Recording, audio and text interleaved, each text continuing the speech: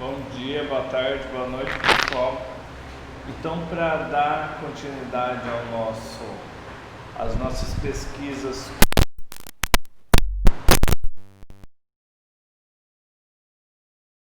quanto às formas de obtenção dos dados, nós vamos iniciar aqui com a pesquisa de levantamento, tá ok? Então é a primeira que nós vamos ver hoje aqui.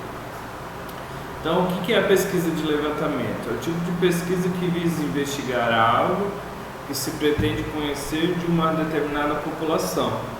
Então, eu vou levantar esses dados, eu quero saber sobre uma população e vou fazer essa busca. Muitas pesquisas são feitas de levantamento, pelo simples vontade de conhecer e não resolver. Eu quero só conhecer aquilo, tá? Em ciências da natureza se faz, em exatas se faz, em todos os campos das ciências se pode fazer, na saúde também, em todos os campos da ciência pode-se fazer esse tipo de pesquisa, chamada de pesquisa de levantamento, apenas com o intuito de conhecer determinada, pode ser uma população humana, pode ser uma parte de uma população humana, pode ser dentro da área da biológica de algum organismo, pode ser números, tá? Pode ser dados de software, enfim. Então, nessa modalidade de pesquisa, a gente define um problema, como a gente já vem falando desde lá de trás, e cria-se meios para gerar informações, tá? Como que eu vou informar a partir do problema? Eu quero conhecer, sei lá, o problema é o intuito, intenção de voto da população aqui do Mato Grosso, né? Ou dos prefeitos aqui, ou da população de Cuiabá com relação à intenção de voto para prefeito, vereador ou Várzea Grande, enfim. Ou até o que o povo pretende votar nos Estados Unidos, né? Que você sabe que o brasileiro está muito interessado nas eleições dos Estados Unidos, como se fossem votar lá. Então, o questionário é algo que é muito utilizado, tá? Para saber mais dessa pessoa, que ela vai se transformar em dados, né? Ela não pretende conhecer a pessoa no seu íntimo, mas sim saber preferências dela e tudo mais, se transformando, depois você engloba tudo em dados para se trabalhar, né? Você agrega esses dados para aplicar uma estatística. Então, após a coleta e análise de dados, então coleto, analiso, pode-se chegar a conclusões, a generalizações, né? Então, esse tipo de pesquisa utiliza-se apenas uma amostra da população. A gente não usa a população toda, né? É muito difícil. E depois se aplica uma estatística para tentar extrapolar isso daí para a população toda. Então, a fim de se obter uma quantidade de informantes, né, ou amostragem próxima da margem de acerto e longe do erro, né? Então, a gente sempre está trabalhando, tentando utilizar maior acerto, porém a gente sempre calcula um erro, né? Sempre quando você for fazer coleta de dados, análise estatística, você tem que levar em consideração um errinho que é calculado lá nos programas estatísticos. Não vou entrar nesse método porque é da estatística, vocês devem ter essa disciplina, né? Algo muito importante que eu destaquei em vermelho aqui é que o cálculo da amostra deve ser muito cuidadoso, pois uma pesquisa como essa não se consegue investigar a totalidade absoluta da população. Então, a gente não faz um censo, né? Vocês já devem ter ouvido falar desse termo censo. Muito raramente é feito um censo da população. Então, quando eu estudo meus animaizinhos lá, ou outro biólogo estuda a plantinha, a gente nem fala em censo, a gente fala em amostra. Eu nunca vou conseguir levantar todos os anfíbios da Amazônia ou todos os répteis do Cerrado. É impossível, né? Da mesma forma que é quase impossível se fazer um censo humano, tá? Quando se trata de humanos, chega mais próximo dessa possibilidade, porque quando você vai fazer um censo,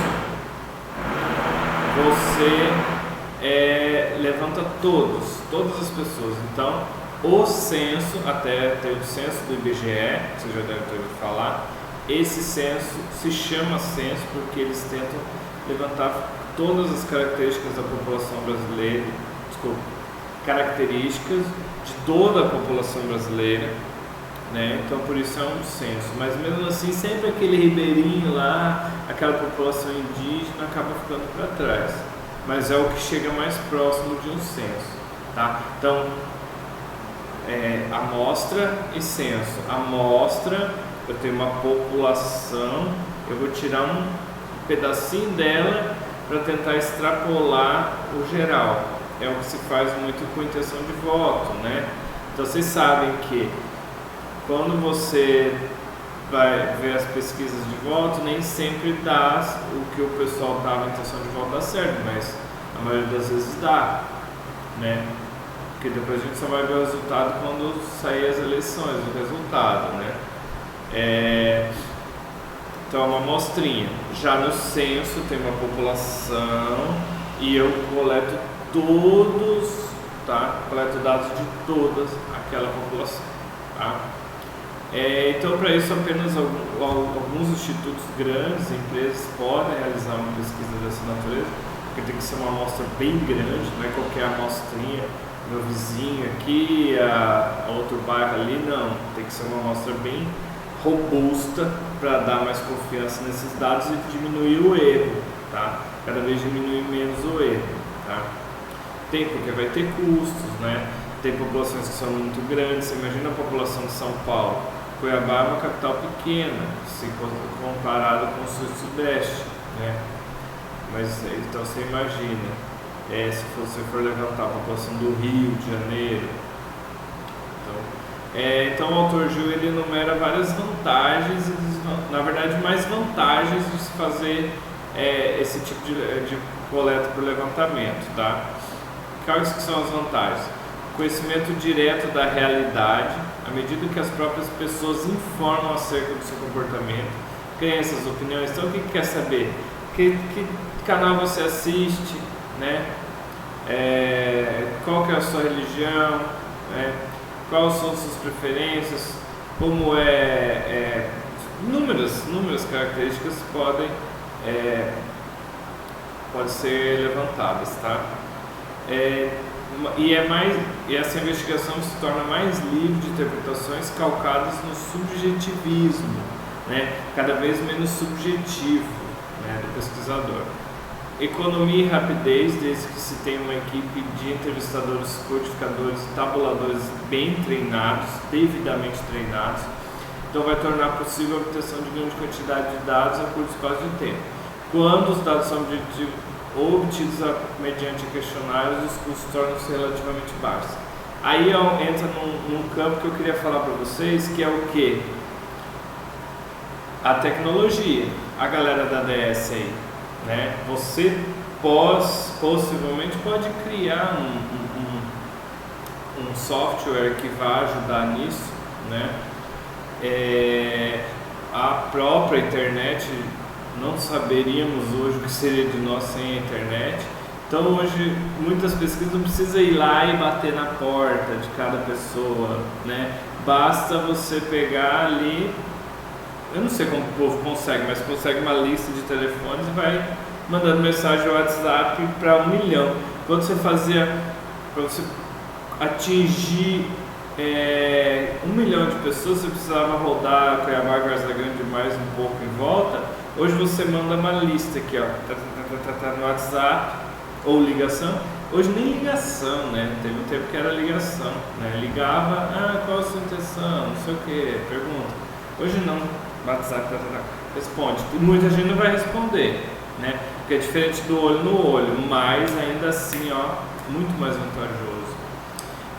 Por exemplo, a gente frequentemente recebe links para responder a questionário no Google Forms. É excelente, a pessoa vai lá, monta aquele questionário e manda.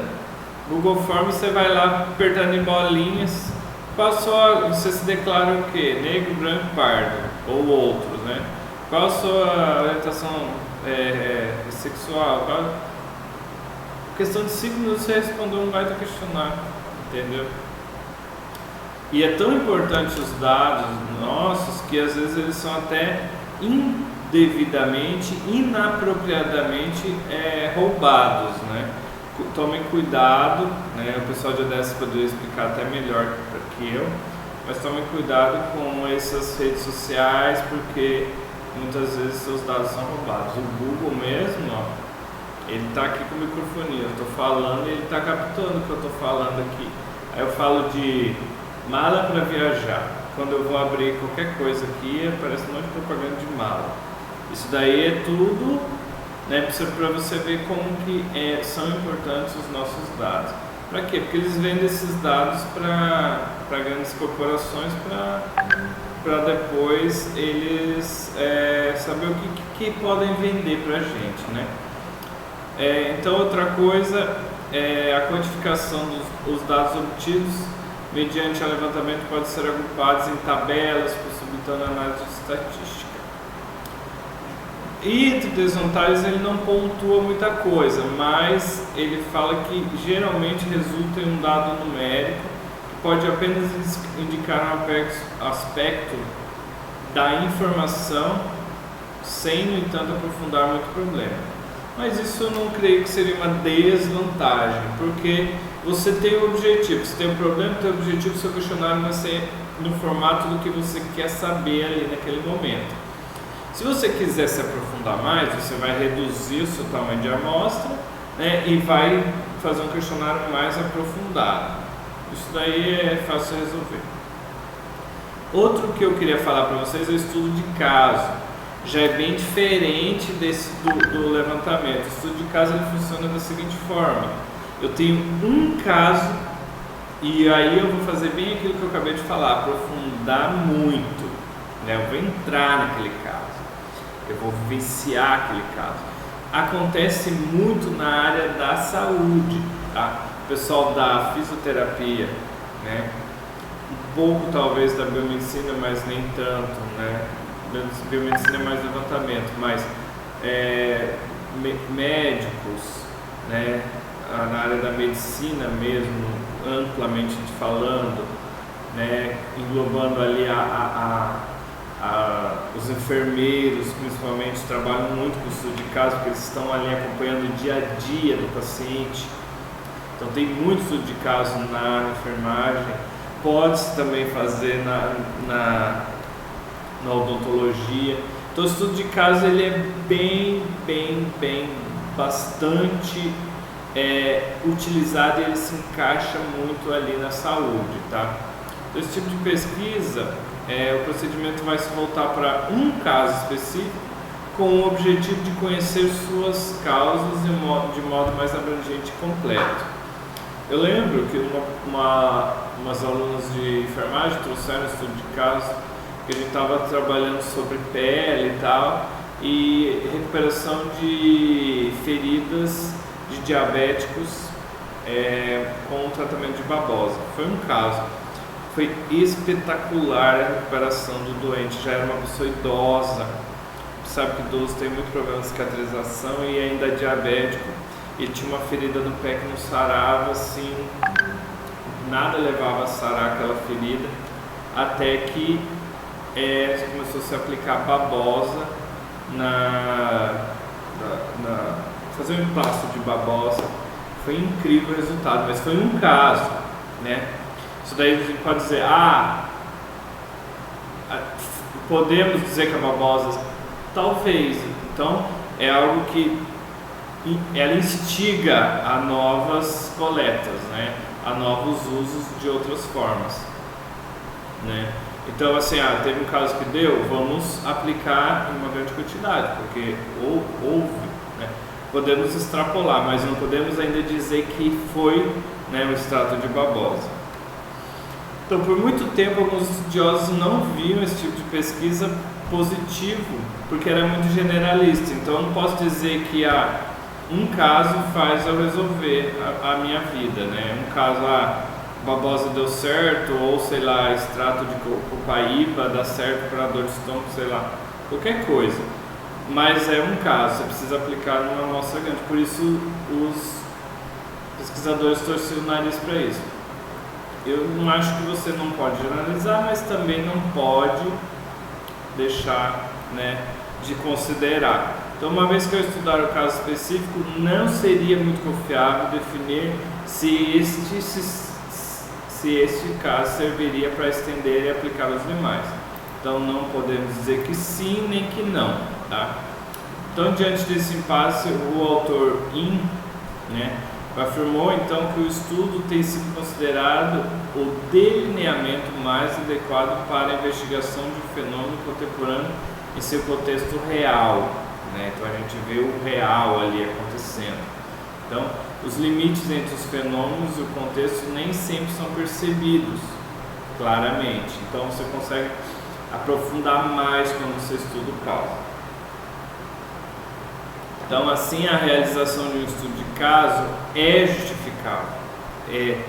Quando que ela é justificável? Se o caso constituir um evento raro ou exclusivo, né?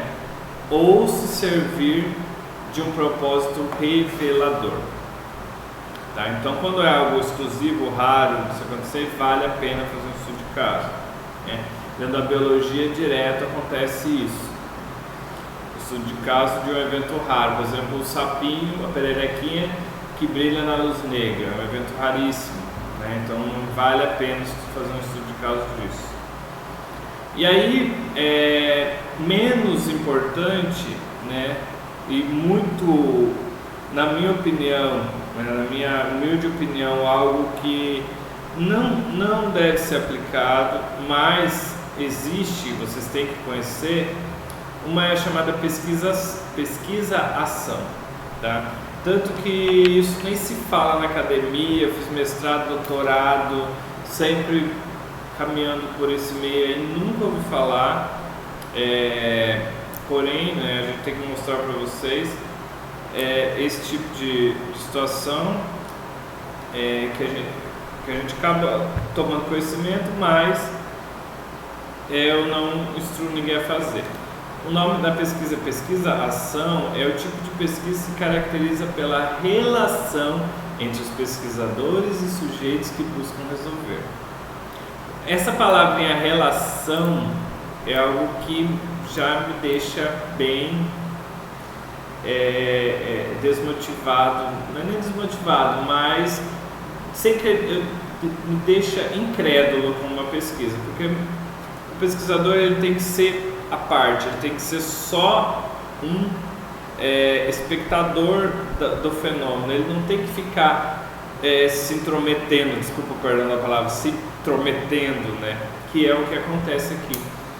Então, essa relação entre os pesquisadores e sujeitos que buscam resolver ou entender um problema determinado por meio de ações diretas. Então, ele fica afetando aquilo ali, né? Então, isso não é certo. Afetar um fenômeno de forma direta, né? Você pode fazer testes, experimentos, óbvio, mas não da forma que é feita nessa pesquisa-ação. Então, o autor aqui, Vergana, vai definir como um tipo particular de pesquisa, participante e pesquisa aplicada que supõe a intervenção participativa na realidade social. Então, eu sou um pesquisador, eu vou estudar lá uma população carente e eu vou ficar interferindo naquilo ali, né? Sei lá, de várias formas, né? Então, eu acho que não é legal. Então, ele pontua vários aspectos, né, aqui, que é interação efetiva entre pesquisadores e pesquisados. O objetivo do estudo é constituído pela situação social e por problemas de diferentes naturezas. A pesquisação volta-se para a resolução e ou esclarecimento de problemas observados. A pesquisa não fica em um simples nível de ativismo, mas o objetivo de aumentar o conhecimento dos pesquisadores e o nível de consciência das pessoas e grupos considerados. Então, o pesquisador, ele deixa de ser pesquisador, ele se torna um agente, né? Ele se torna ele se torna um coadjuvante, né? Na pesquisa. Então, eu deixei bem vermelho aqui, bem claro, que como essa é uma pesquisa que rompe a fronteira, a palavra, rompe a fronteira entre a observação distante do pesquisador e atos dos grupos com os quais ela se vincula para a sua realização, muitos estudiosos não a veem com valor científico. Tá? Eu sou um dos que não vejo esse tipo de pesquisa com valor científico. Para mim isso não tem valor para a ciência, criticando especificamente com sua pouca objetividade. Tá? Então não acho interessante, não acho louvável. Outro tipo de pesquisa é participante. Ela é muito parecida com a pesquisação, porém ela se chama participante. Quando na pesquisação vai supor que uma forma de ação planejada de caráter social, educacional, técnico ou outro, a participante ela vai fazer o que? Ela vai valorizar não somente a participação direta dos sujeitos, mas vai fazer o que? Ela vai privilegiar aquilo que eles produzem em seus discursos. É algo bem assim, né? Enfim, eu vou terminando a minha aula por aqui. A partir da próxima aula nós já vamos entrar em projeto, como montar um projeto. Então o conteúdo da N3 ele já é algo exclusivamente da montagem de projeto. Então quem quiser aprender, não deixe de assistir às aulas e de participar. Obrigado, pessoal.